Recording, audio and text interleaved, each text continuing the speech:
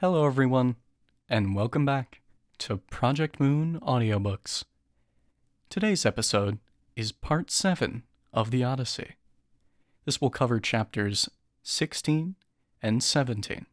I hope you enjoy. Book 16, Father and Son. At dawn, the swineherd and Odysseus made breakfast, lit the fire, and sent the herdsmen out with the pigs that they had rounded up. The dogs, that as a rule would bark at strangers, were quiet when they saw Telemachus. They panted at him. When Odysseus saw how they acted and heard footsteps coming, he said, "Eumaeus, someone must be coming. A friend or someone you know. The dogs are friendly, with no barking. I can hear footsteps." He hardly finished when his son, his own dear son, was there inside the gate. Amazed, the swineherd jumped up, letting fall the cups in which he had been mixing wine. It spilled. He ran towards his master, kissed his face and shining eyes and both his hands, and wept. Just as a father, when he sees his own dear son, his only son, his dear, most precious boy, returned from foreign lands after 10 years of grieving for his loss, welcomes him. So the swineherd wrapped his arms around godlike Telemachus and kissed him, as if he were returning from the dead. With tears still in his eyes, he said, "Sweet light, you've come back, Telemachus. I thought that I would never see you any more after you sailed to Pylos. My dear child, come in. Let me enjoy the sight of you now you are back. Come in. You do not often come to the countryside to see us herders. You stay in town to watch that evil horde of suitors." And Telemachus replied warily, "Grandpa, yes, I will come in. I came to see you here with my own eyes, and hear if mother still stays in the house, or if some other man has married her already, and Odysseus's bed is empty, full of ugly spiderwebs." The swineherd, the commander, said, "Indeed, her heart is loyal. She is in your house, weeping by night and sad by day." He took Telemachus's sword. The boy came in, crossing the stony threshold, and his father offered his seat. Telemachus refused, saying, "You sit there, stranger. I can find a chair around my hut. The slave can help." Odysseus went back and sat back down. The swineherd spread fresh brushwood and a fleece on top, so that Telemachus could sit. He set the bread in baskets and brought meat, left over from the meal the day before. He mixed some wine up in a wooden bowl and sat down opposite Odysseus. They reached to take the good things set before them. When they were satisfied, Telemachus turned to the noble swineherd. "Tell me, Grandpa, where did this stranger come from? By what route did sailors bring him here? And who were they? He surely did not walk to Ithaca." Eumaeus answered, "I will tell you, child. He is from Crete. He says he wandered, lost through many towns, so some god spun his fate.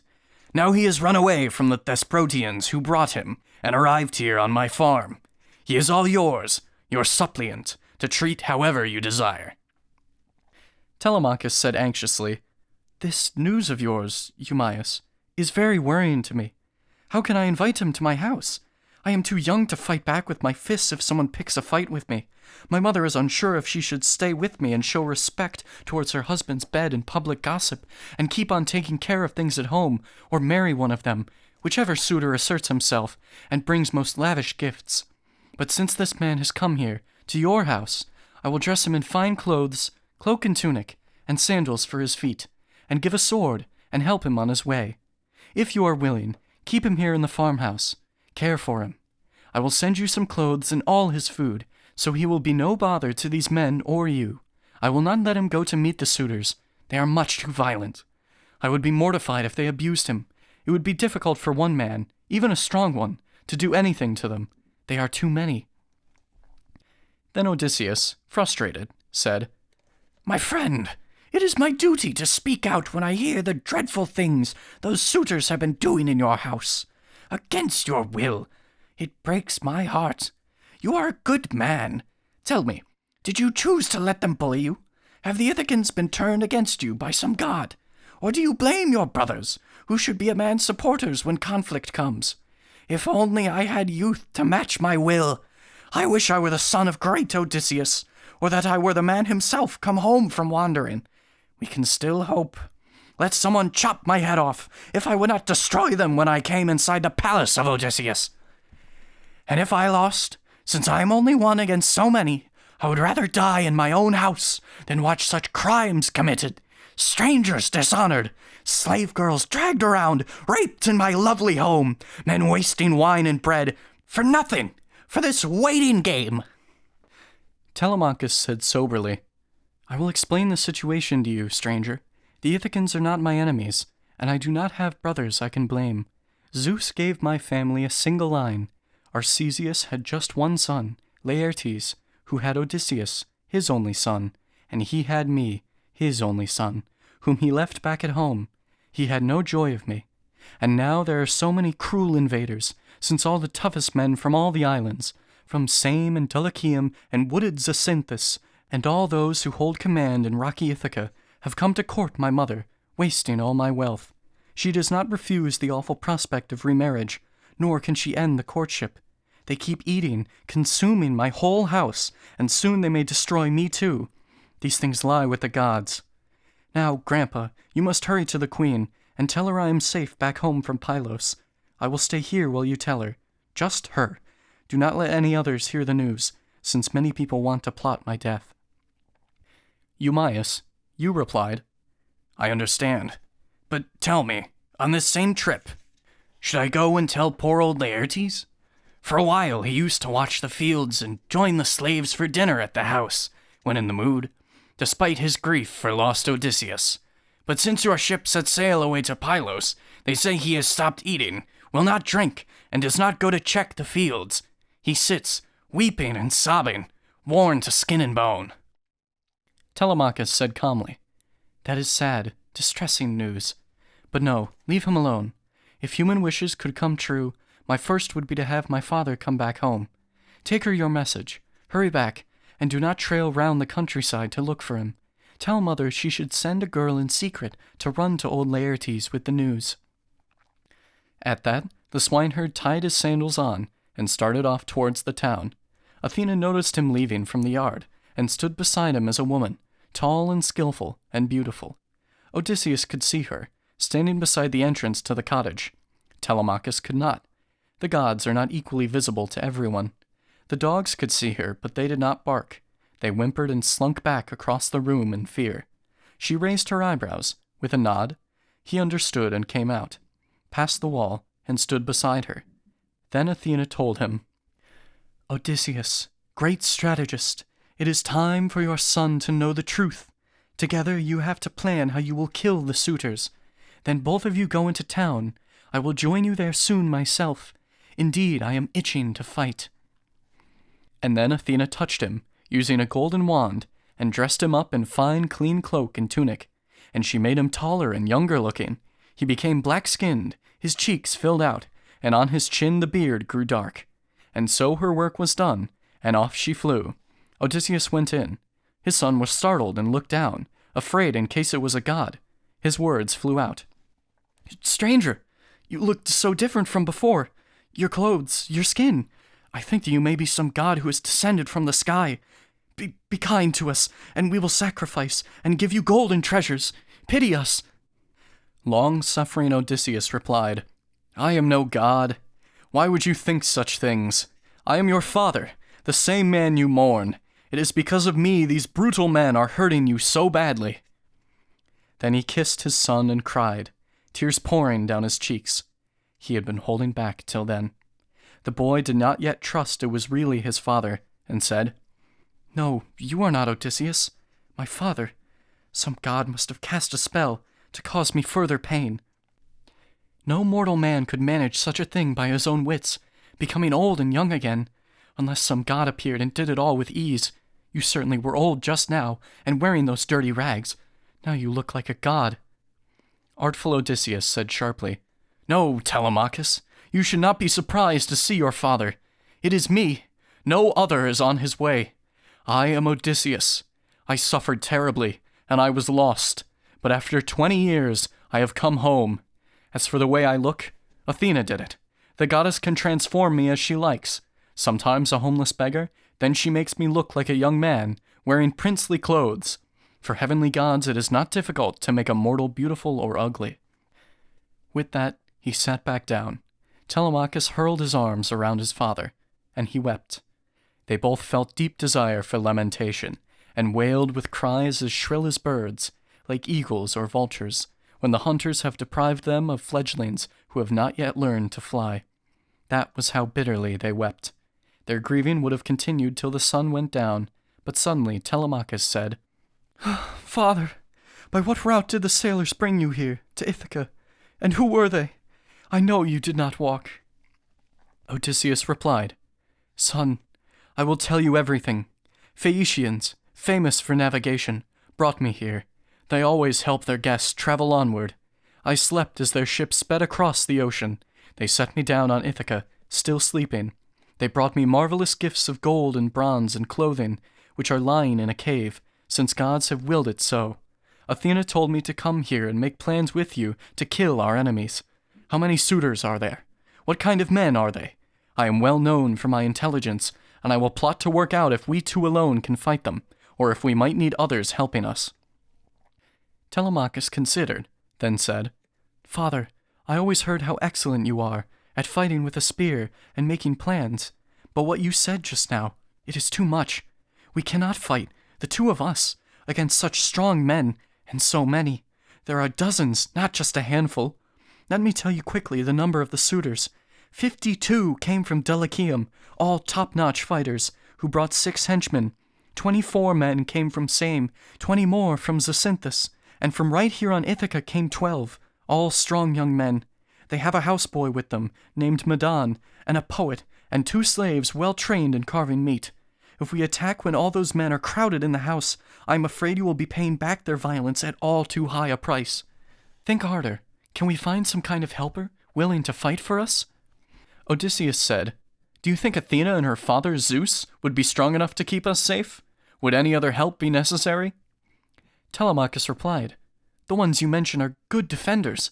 They sit high among the clouds, and they control both men and gods." The veteran Odysseus replied, "Those two will quickly join the heat of battle when we begin to grapple with the suitors, when in my house the god of war is testing our fighting force and theirs. Go back at dawn, and join those overconfident young men. The swineherd will escort me into town. I will again be looking like a beggar. If they abuse me and you see me suffer, you must restrain yourself, repress your feelings, even if they are pelting me with their weapons, and even if they grab me by the foot to hurl me out. Just watch, and keep your temper. Politely tell them they should stop this folly. They will ignore you. Truly now, their day of doom is near at hand. Now listen hard. Athena, my best co-conspirator, will nudge my heart, and I will nod to you. Then you must find all weapons in the house that could be used for fighting. Go and hide them away inside the upstairs storage room, and when the suitors ask where they have gone, fob them off, saying, 'They were near the fire, so I removed them from the breath of smoke, since they were getting damaged. They were losing the luster that they used to have before Odysseus went off to Troy.' Praise Zeus! I thought of something even more important. If you get drunk, you may start quarreling and hurt each other. Then your lovely dinners and courtship will be ruined. Arms themselves can prompt a man to use them. Tell them that. Leave out 2 swords, 2 spears, and 2 thick shields for you and me to grab before we rush to ambush them. Athena will bewitch them, helped by sharp-witted Zeus. And one more thing. If you are my true son, of my own blood, let no one know that I am in the house. Laertes and the swineherd must not know, nor any of the slave girls, and not even Penelope, until we have determined the women's attitude. We also must test the male slaves, and see who has respect and fears me in his heart, and who does not, and who looks up to you as you deserve." His glowing son said, "Father, you will see my courage in the moment. I am tough, but it would take too long to go around and test each man like that, and all the while the suitors would be sitting in your house, wasting your wealth with heedless partying. So reconsider. I agree you should find out about the women, which of them are innocent, and which dishonor you. However, I have no desire to traipse around to test the men. We can do that later, if Zeus reveals a sign to you." Such was their conversation.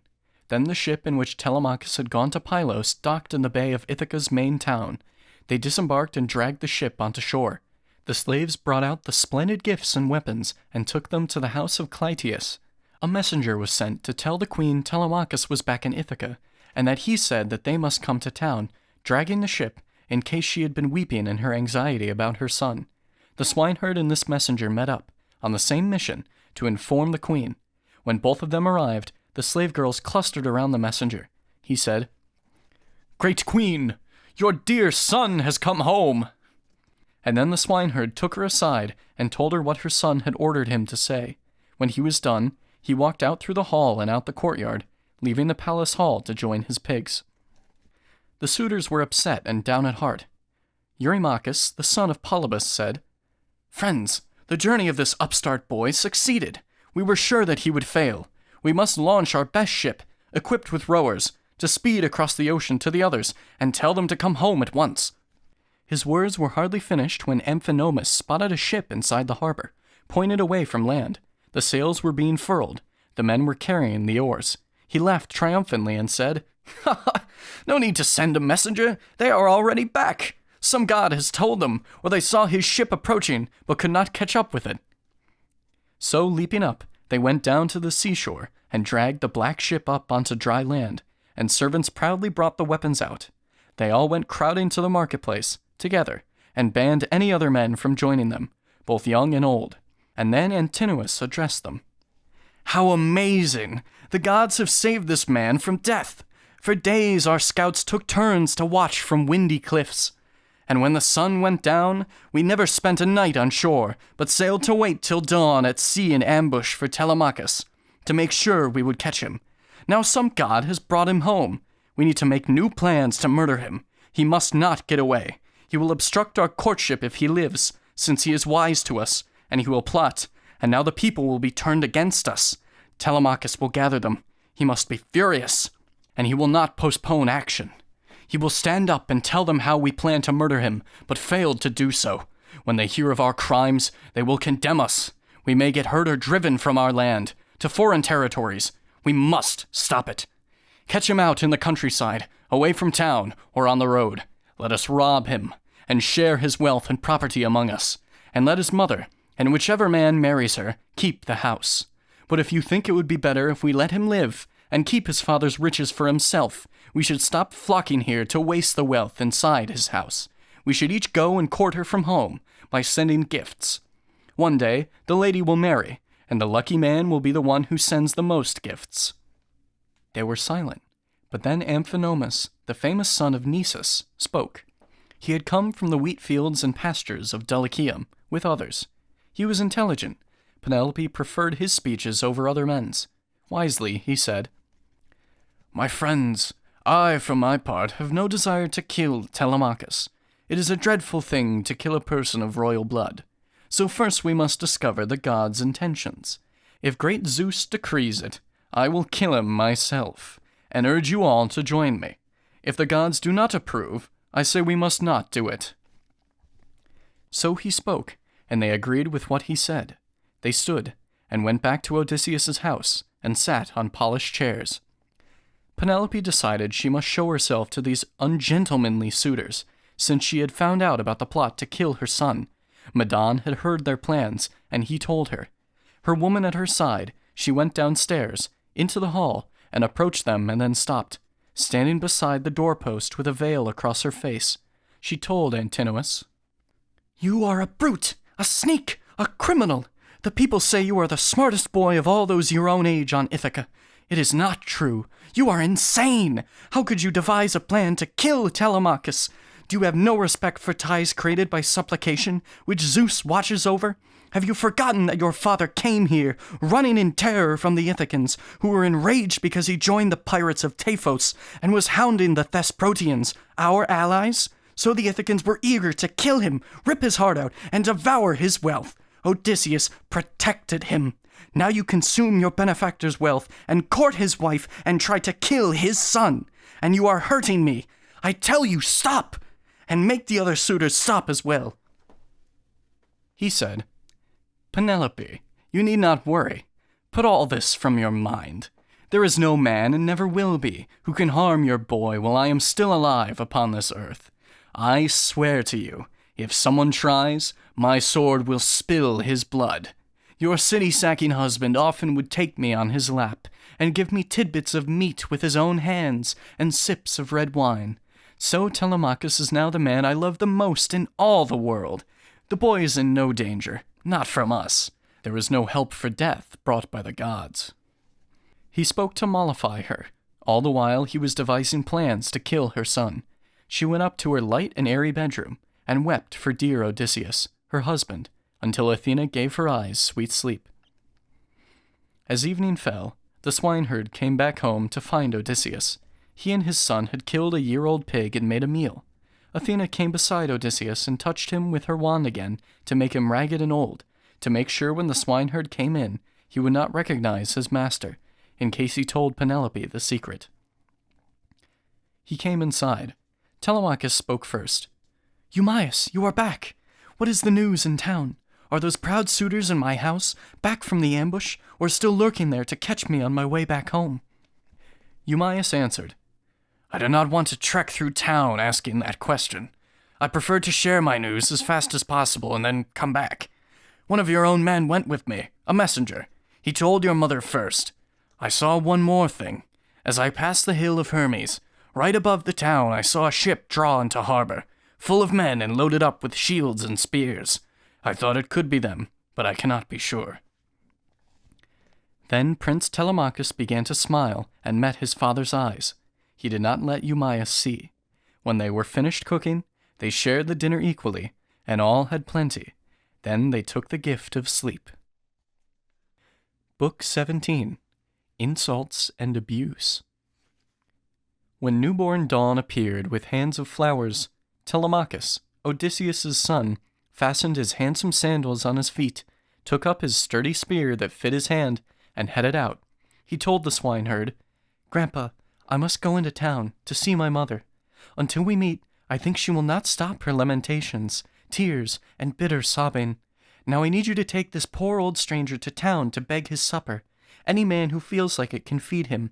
I cannot put up with everyone right now. I have too many worries. If he gets annoyed, the worse for him. I always like to tell the honest truth." Odysseus replied, "My friend, I do not even want to stay. Beggars should wander around the town and country. I will get food from charitable people. I am too old to stay here as a farmhand, obeying orders from an overseer. This man will take me, as you told him to, as soon as I have warmed up by the fire. I only have these rags. The morning frost may do me in. You say the town is far." At that, Telemachus strode quickly out, thinking about his plan to hurt the suitors. And when he reached the royal house, he propped his spear against a pillar and went in, across the stony threshold. Euryclea the nurse was first to notice his arrival, as she was laying fleeces on the chairs. Weeping, she rushed at him. The other women owned by strong-willed Odysseus assembled and kissed Telemachus's head and shoulders to welcome him. Then wise Penelope came from her bedroom, looking like a goddess, like Artemis or golden Aphrodite, and flung her arms around her darling son and wept. She kissed his face and shining eyes, and through her tears her words flew out. "You came, Telemachus, sweet light! I was so sure that I would never see you any more after you sailed to Pylos secretly, not telling me, to get news of your father. Tell me, what have you seen?" Telemachus said calmly, "Mother, do not try to make me upset or stir my feelings. I survived the danger. Go upstairs and take your bath. Put on clean clothes and take your women with you into your bedroom. Sacrifice and pray to all the gods, that one day Zeus may grant revenge. Now I am going into town. I will invite the stranger who arrived right after me on Ithaca. I sent him ahead with my brave men, and told Piraeus to take him home and treat him with all kindness until I come." His flying words hit home. She washed, put on clean clothes, and prayed to all the gods, and made them lavish sacrifices, asking that one day Zeus would bring revenge. Telemachus took up his spear and marched out through the hall, 2 swift dogs at his side. Athena poured unearthly grace upon him. Everyone was amazed to see him coming. The suitors gathered round and spoke to him in friendly tones. At heart, they meant him harm. Keeping away from most of them, he joined Mentor and Antiphus and Halitherses, who were his father's friends from long ago. They questioned him in detail. Then Piraeus approached him with Theoclymenus, the stranger whom he had brought through town towards the center.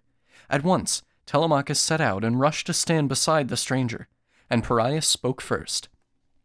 "Telemachus, send women quickly to my house, so I may give back the gifts that Menelaus gave you." But with caution, Telemachus replied, "Parias, no. We do not know exactly what will happen, and if the suitors in my house by stealth should kill me and divide my father's wealth between themselves, I would prefer that you enjoy the gifts than any of those men. And if I kill them, planting doom among them, bring me the gifts, and we will both be happy." With this, he led the weary stranger back to his house, where he laid their cloaks across chairs. They went to bathe. The slave girls washed them, rubbed them with oil, and dressed them in wool cloaks and tunics. Then they left the baths and sat on chairs.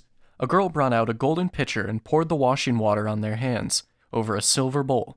She set a table beside them, and a humble slave girl brought a generous array from their rich stores. Penelope was leaning on a chair beside the door, facing Telemachus, spinning fine strands of wool. They helped themselves to food and drink. When they had had enough, Penelope, preoccupied, spoke up.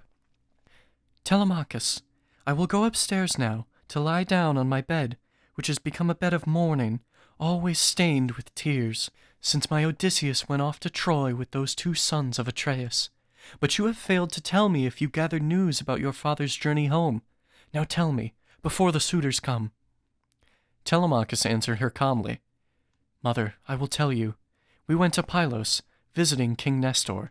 He made me very welcome in his palace, under his roof, as if I were his son returning after many years away. He cared for me like one of his own sons. But he said he had not heard anything from anyone about Odysseus, alive or dead. He sent me on, with horses and carriage, to the son of Atreus, great General Menelaus. There I saw Helen, for whose sake, by the will of gods, the Greeks and Trojans suffered through the war. When Menelaus asked why I had come to glorious Sparta, I told him the truth in detail, and he answered, 'Stupid cowards!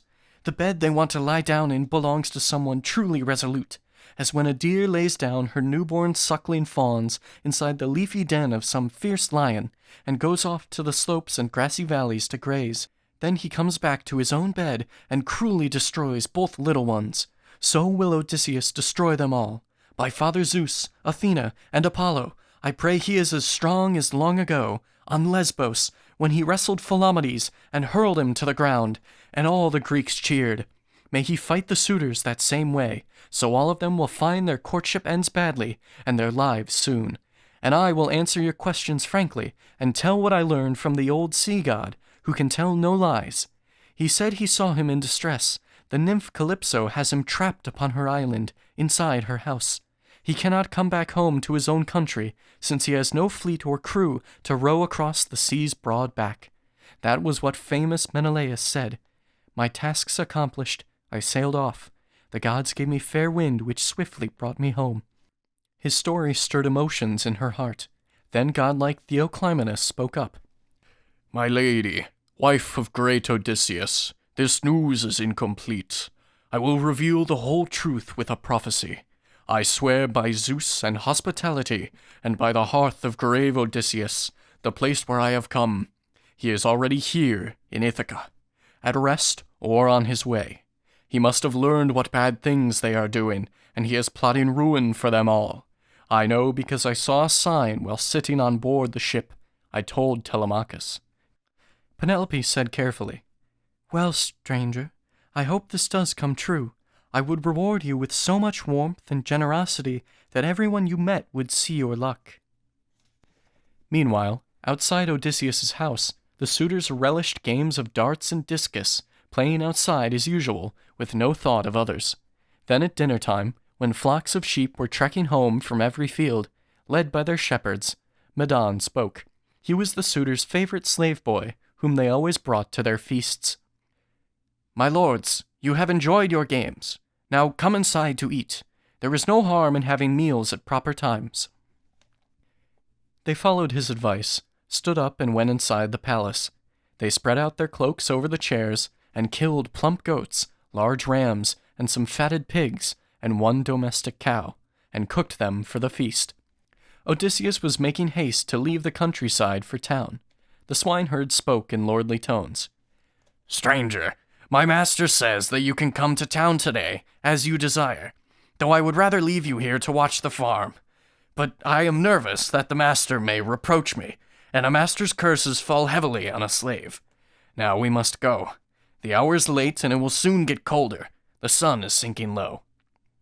Odysseus answered, "I understand.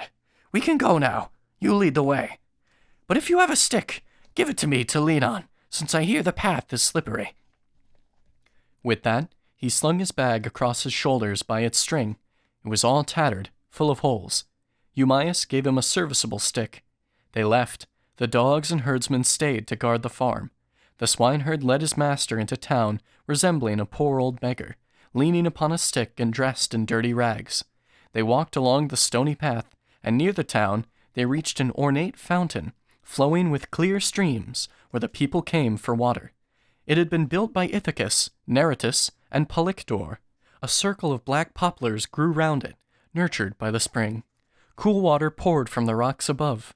There was an altar built over it in honor of the nymphs. All passerby made offerings to them. Melanthius, the son of Dolius, with 2 more herders, met them there. He was driving the finest goats to feed the suitors. On seeing them, he spoke abusively, in brash, offensive language that enraged Odysseus. "One scoundrel leads another.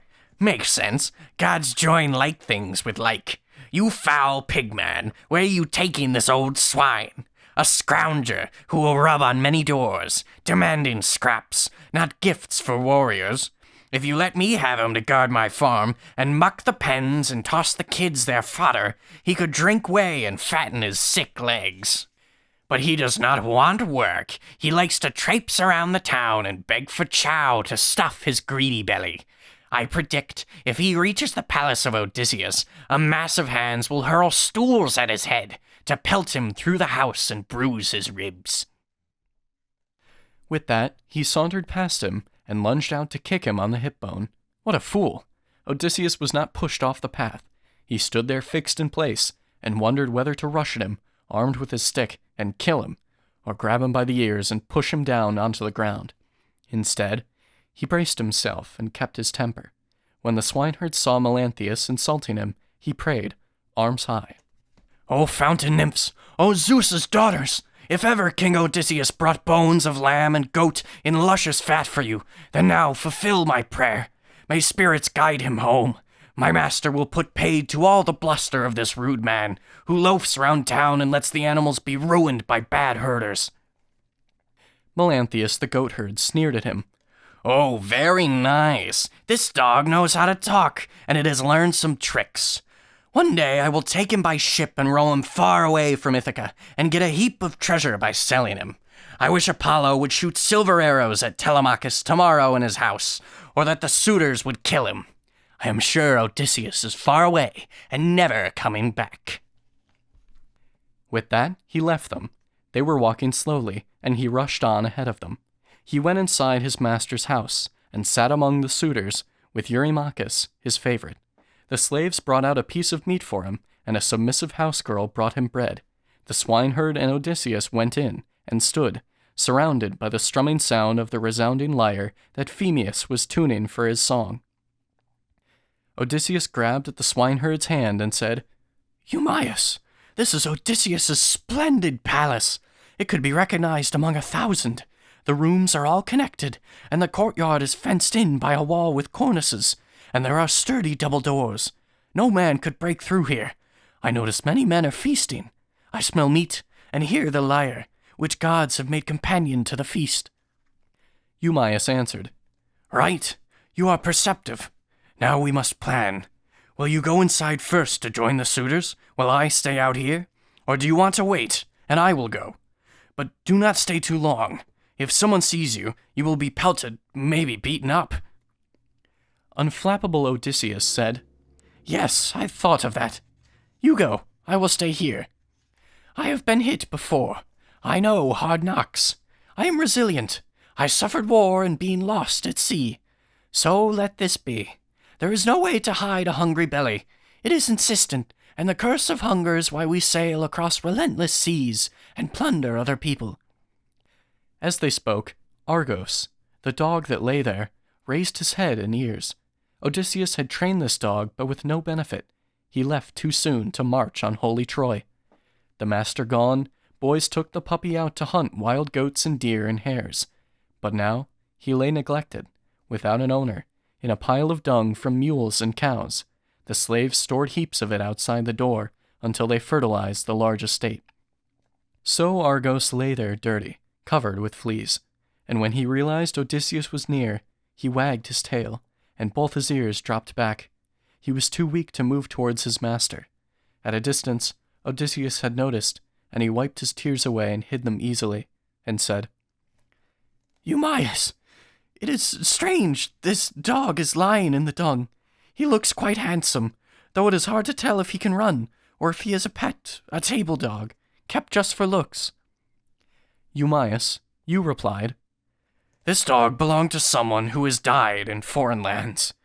If he were in good health, as when Odysseus abandoned him and went to Troy, you soon would see how quick and brave he used to be. He went to hunt in woodland, and he always caught his prey. His nose was marvelous. But now he is in bad condition, with his master gone, long dead. The women fail to care for him. Slaves do not want to do their proper work, when masters are not watching them. Zeus halves our value on the day that makes us slaves. With that, the swineherd went inside the palace to join the noble suitors.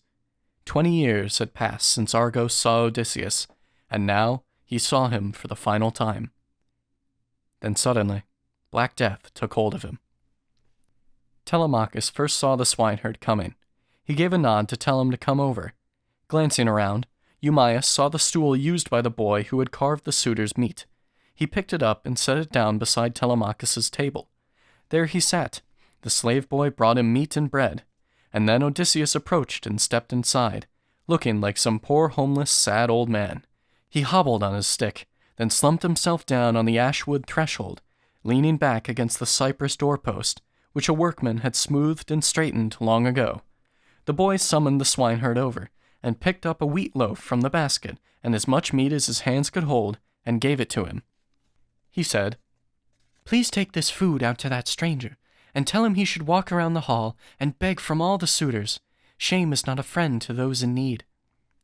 The swineherd went and told Odysseus, "Telemachus gives you this food, and says you ought to beg from all these suitors. Shame, he says, is not fitting for those who have to live by handouts." Odysseus prayed cautiously, "O Zeus, bless this Telemachus, and may he have all that his heart desires." And with both hands he took the food and set it at his feet, on top of his old ragged bag, and ate, and listened to the singer in the hall.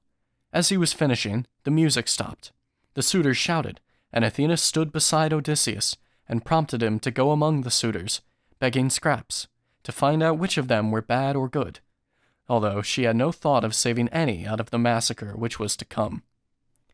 He went around and begged from left to right, holding his hand out, like a practice beggar. They gave him food and pity, and they wondered who this man was and whereabouts he came from.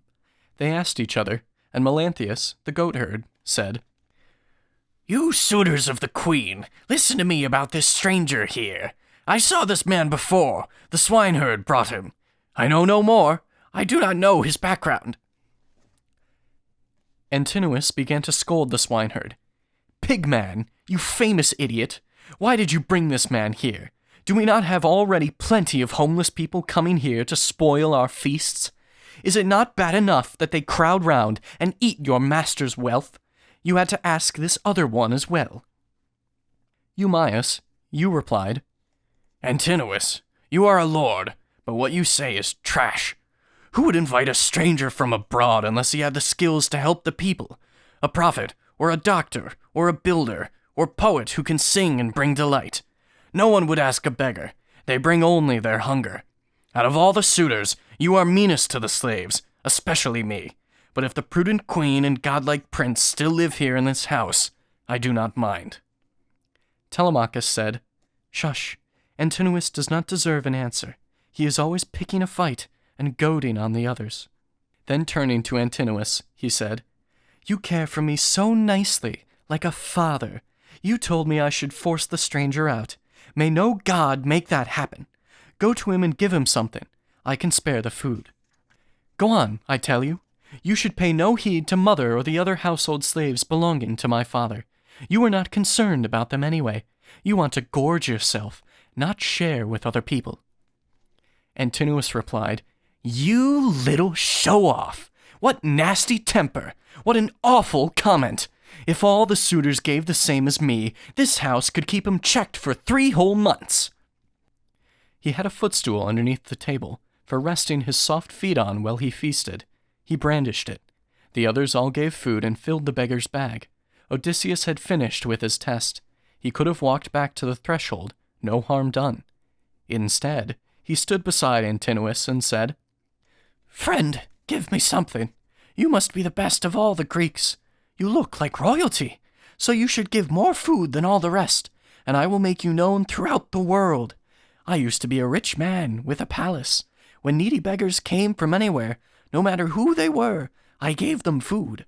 My slaves were numberless. My wealth was great. I had the life men say is happiness. But Zeus destroyed it all. He wanted to. He prompted me to travel with some pirates to Egypt. That long journey spelled my ruin. I moored my galleys in the river Nile and told my loyal men to stay and guard them, and sent out scouts to all the lookout points. But they were too impulsive, and they sacked the beautiful Egyptian fields and seized women and children, and they killed the men. The screaming reached the town. The people heard, and rushed to come and help. At dawn, the plain was all filled up with foot soldiers and horses and flashing bronze. Then Zeus, who loves the thunder, caused panic in my men, disastrous panic. Danger was all around us, and not one stood firm. The sharp bronze swords killed many men, and others were enslaved as laborers. But they gave me to somebody they met, a foreigner named Demeter, king of Cyprus. I came from there. Such is my tale of woe. Antinous replied, What god imposed this pest to spoil our feast? Stay over there, not near my table, or you can get lost. Get killed in Egypt or enslaved in Cyprus. You barefaced beggar, you come up to us, and these men give you treats unthinkingly. We have so much, and people do not mind sharing another person's wealth. Sharp-witted Odysseus drew back from him and said, You handsome idiot! You would not give a grain of salt from your own house. You sit enjoying someone else's food, and yet you will not give a crumb from this great banquet to me. Antinous was furious, and scowling said, That does it. You insult me. You lost the chance to leave with dignity. He lifted up his stool and hurled it at Odysseus's right shoulder, near his back. It did not knock him over. Like a rock, he stood there, shook his head, and silently considered his revenge. Then he went back, sat on the threshold and set down the bag, all full of food, and told them, Listen, suitors of this world-famous queen. I have to speak. When men are fighting for their own possessions, for cows or sheep, there is no shame in wounds. But now Antinous has wounded me because I came here hungry. Hunger brings such suffering to humans. If there are gods of the poor or furies to avenge us, may he be struck by death instead of marriage.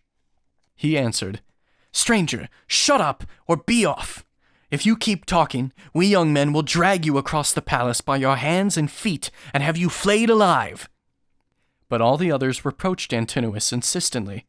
You ought not to have hit a poor old beggar. If he turns out to be a god from heaven, it will end badly.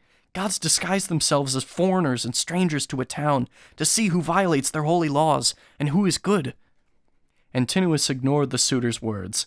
The blow increased the pain inside Telemachus's heart, but he let fall no tears. He calmly shook his head and thought about revenge. Penelope heard what had happened in the hall, and said to all her slaves, I hope Apollo shoots Antinous, just as he hit the beggar. And old Eurynomé replied, If only our prayers were answered, none of them would live to see the dawn ride in upon her throne. Penelope said, Yes, dear, they are all our enemies and meant to do us harm. Antinous is the worst. He is like death.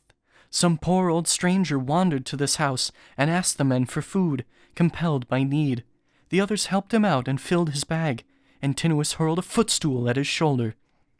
She had this conversation in her room with her attendants, while Odysseus was eating dinner. Then she called the swineherd.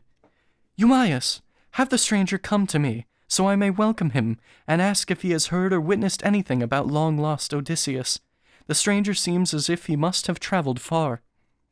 Eumaeus replied, "Your Majesty, I wish these men would quiet down. The tales the stranger tells would charm your heart. For 3 days and 3 nights I had him stay with me. He ran away from off a ship, and came to my house first. He started to describe his sufferings, and had not finished. Like a singer, blessed by gods with skill in storytelling, people watch him and hope that he will sing forever. So this man's tale enchanted me. He says Odysseus and he are old guest friends through their forefathers. This man lived in Crete, the home of Minos, and he traveled here a rambling route, with dangers compassed round. He says Odysseus is still alive and near here, in the rich Thesprotian land, and he is bringing home a pile of treasure." Penelope said, "Call him over. Let him tell me in person. While the suitors have their fun here in my house or at the doors, their mood is festive. In their homes they have untasted food and wine, which their house slaves devour, while they are flocking to our house each day to slaughter oxen, sheep, and goats, to feast and drink our wine with no restraint. Our wealth is decimated. There is no man here like Odysseus, who could defend the house. But if Odysseus comes back to his own native land, he and his son will soon take vengeance for their violence." Telemachus sneezed loudly, and the noise resounded through the hall. Penelope laughed, and she told Eumaeus, "Call the stranger. My son just sneezed at what I said.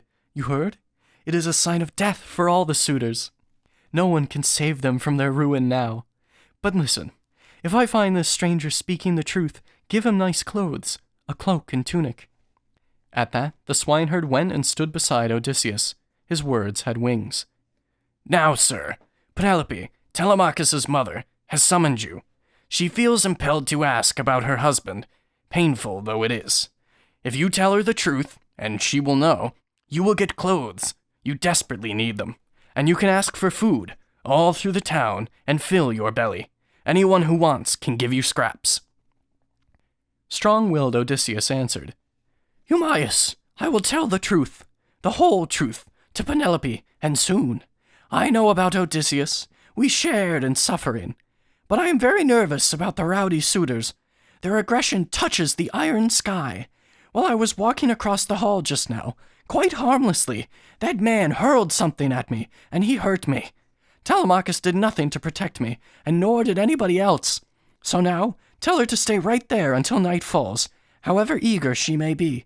At dusk, she can come nearer, sit beside the fire, and ask about her husband's journey home. I do have dirty clothes. You know it well, since it was you I came to first for help."